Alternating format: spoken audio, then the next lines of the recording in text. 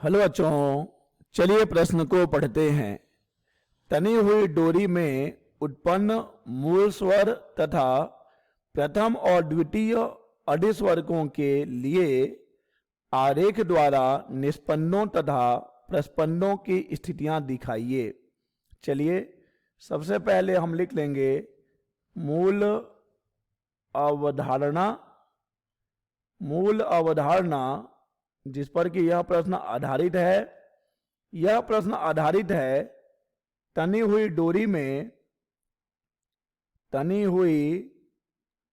डोरी में कंपन की प्रसामान्य विधाओं पर। कंपन की प्रसामान्य विधाएं।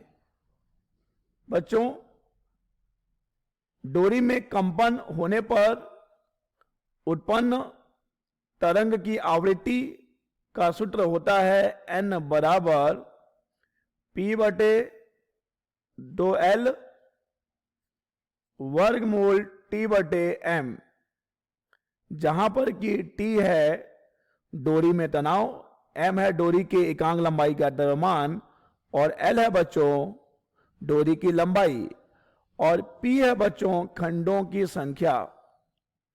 खंडों की संख्या कि डोरी में कितने खंडों में कंपन हो रहा है और बच्चों खंडों की संख्या से ही कंपन की विधा निर्धारित होती है। जैसे कि अगर P बराबर 1 है, अतः वहां पर कंपन एक खंड में हो रहा है, तो इसे हम कहेंगे कंपन की प्रथम विधा। और इस स्थिति में जो आवृत्ति प्राप्त होती है उसे हम कहते हैं बच्चों प्रथम सनांदी। प्रथम सनांदी, और प्रथम सनांदी को ही बच्चों कहा जाता है मूल स्वर। प्रथम सनांदी को ही कहा जाता है मूल स्वर, क्योंकि बच्चों यह कम से कम आवृत्ति होती है जिसे कि वह डोरी कंपन कर सकती है। बच्चों यदि हम P बराबर 2 रख दें तो यहां पर कंपन 2 खंडों में होगा जिसे हम कहेंगे कंपन की द्वितीय विधा, और यहां पर जो आवृत्ति प्राप्त होगी बच्चों उसे हम कहेंगे द्वितीय सनांदी।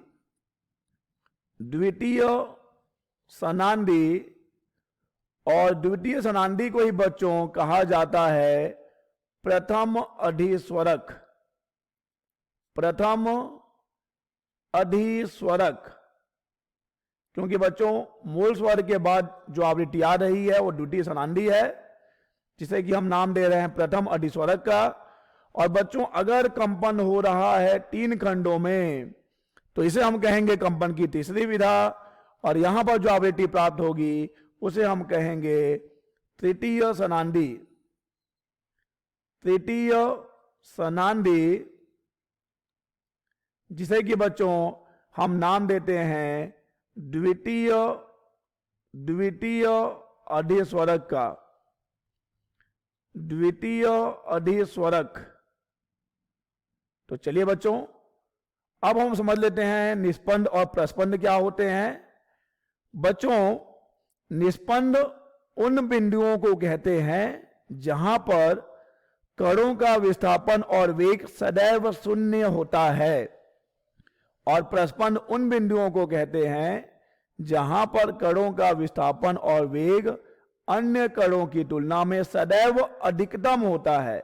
तो जहां पर बच्चों विस्थापन शून्य होगा वह निष्पन्द कहलाएगा, जहां पर विस्थापन अधिकतम होगा उसे हम कहेंगे प्रस्पंद। चलिए बच्चों अब हम इस प्रश्न के मूल अवधारणा को समझ चुके हैं और अब हम इस प्रश्न का उत्तर देंगे।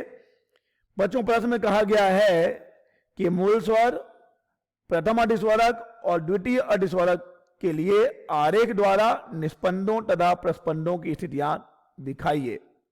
तो बच्चों हम देख सकते हैं कि चित्र ए में कंपन एक खंड में हो रहा है, अतः यह है कंपन की प्रथम विधा।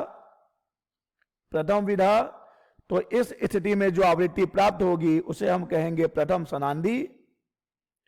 प्रथम सनांदी, और प्रथम सनांदी को ही बच्चों कहा जाता है मूल स्वर। मूल स्वर।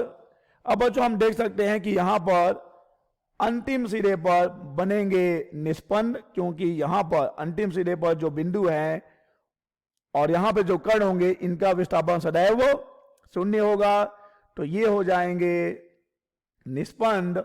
और बच्चों बीच में बनेगा एक प्रस्पंद। तो प्रथम विधा में बच्चों दो बनते हैं निस्पंद और एक बनता है प्रस्पंद। बच्चों इंग्लिश में निस्पंद को कहते हैं नोड और प्रस्पंद को कहते हैं एंटी नोड। तो यहां पे बनेगा दो नोड और एक बनेगा एंटी नोड और एक बनेगा बच्चों एंटी नोड। चलिए बच्चों अब हम बात करते हैं द्वितीय विधा की, कंपन की द्वितीय विधा की। बच्चों यहां पे चित्र 2 में हम देख सकते हैं कि कंपन दो खंडों में हो रहा है, अतः यह है कंपन की द्वितीय विधा। तो इस स्थिति में जो आवृत्ति प्राप्त होगी उसे हम कहेंगे द्वितीय सनांदी। द्वितीय सनांदी या फिर बच्चों इसे ही नाम दिया जाता है प्रथम अधिस्वरक का। प्रथम अधिस्वरक। बच्चों यहां पे हम देख सकते हैं कि अंतिम सिरों पे तो देखिए नोड ही बनता है अर्थात निस्पंद ही बनता है। यहां पर बीच में भी एक निस्पंद बनेगा, यानी यहां पर 3 नोड हो जाएंगे और बच्चों यहां पर बनेंगे दो एंटी नोड, यानी यहां पर बनेंगे 3 निस्पंद और 2 प्रस्पंद, जिनकी स्थितियां आप देख सकते हैं। चलिए बच्चों अब हम बात करते हैं कंपन के तीसरी विधा की। यहां पर कंपन 3 खंडों में हो रहा है, तो यह है बच्चों कंपन की तृतीय विधा। कंपन की तृतीय विधा, तो बच्चों यहां पर जो आवृत्ति प्राप्त होगी उसे हम कहेंगे तृतीय सनांदी।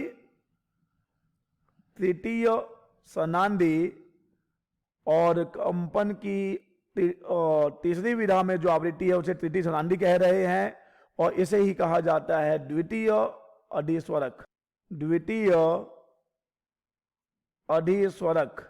बच्चों इस स्थिति में देखिए 1 नोड, 2 नोड, 3 नोड और 4 नोड, यानी यहां पे बनेंगे 4 निस्पंद यानी कि 4 नोड और बच्चों यहां पर बनेंगे 3 एंटी नोड यानी कि 3 प्रस्पंद। 3 प्रस्पंद यानी कि 3 एंटी नोड।